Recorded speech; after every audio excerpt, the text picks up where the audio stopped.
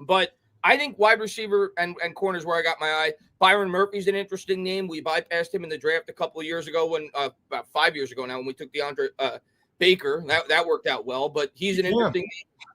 Reed from the Jets is an interesting name. Doesn't have to travel very far. Wide receiver, I mean, obviously T. Higgins, but I think we all agree we're probably not going to be shopping that high at that position. Yeah, we'll get And priced out of that.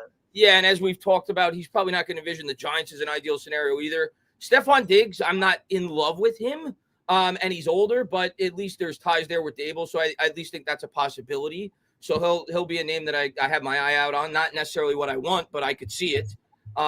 Those are some of the bigger names that I've got my eye on. I think they will probably add maybe a swing tackle in free agency, but I don't expect them to spend big at that position in the draft. Not saying I would be upset if they did, but last year they spent the bulk of their free agency money there. I think they'll build through the draft more so this year on the offensive line. Do you think a guy like Chris Godwin could be available? He's interesting, coming off an injury, veteran. He was having an incredible year before he got hurt. I think he had like 700 yards in like 5 or 6 weeks.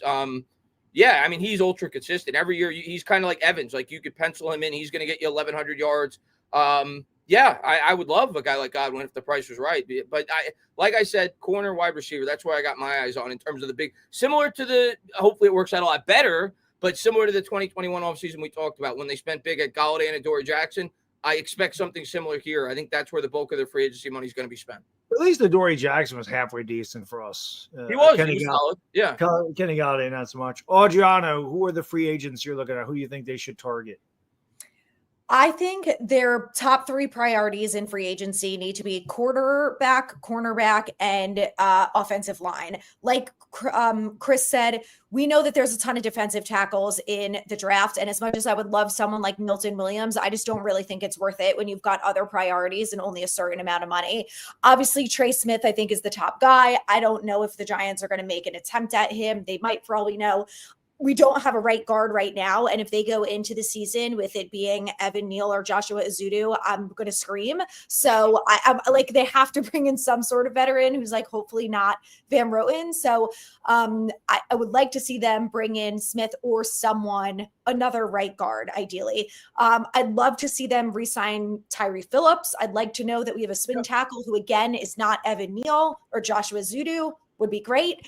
And then I really like DJ Reed. I think he's a good fit here with Shane Bowen. And I also think knowing that the Giants' new defensive backs coach came from the Jets is going to have that experience developing a young group of cornerbacks. And I really think we need a vet in the building. And I think DJ Reed is going to be that guy. It's obviously a position of big time need. And he's not the number one cornerback coming out. So I think also having that to the Giants' benefit, they can go after someone like him without feeling like they're going to have to spend an arm and a leg on one position, but they obviously have other positions they need to fill.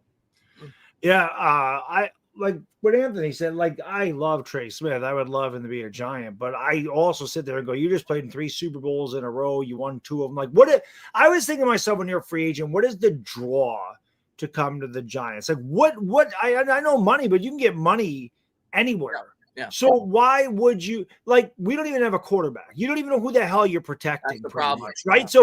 So why would he say, you know what, I want to leave this ideal situation in Kansas City? Because a lot of times guys will take less to stay on these winning teams. So what is the draw to come to the New York Giants if you are an established player like Trey Smith? And he's going to cost an arm and a leg. These guards are making what, 20, 25 million a year. I mean, everybody's making a ton of money now.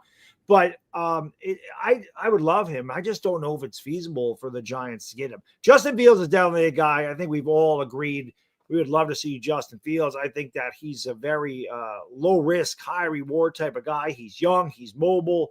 Brian Dable is supposed to be able to help these young quarterbacks. He has a lot of talent. I just think a lot of it is just, hasn't developed yet. And he really hasn't had the opportunity to play.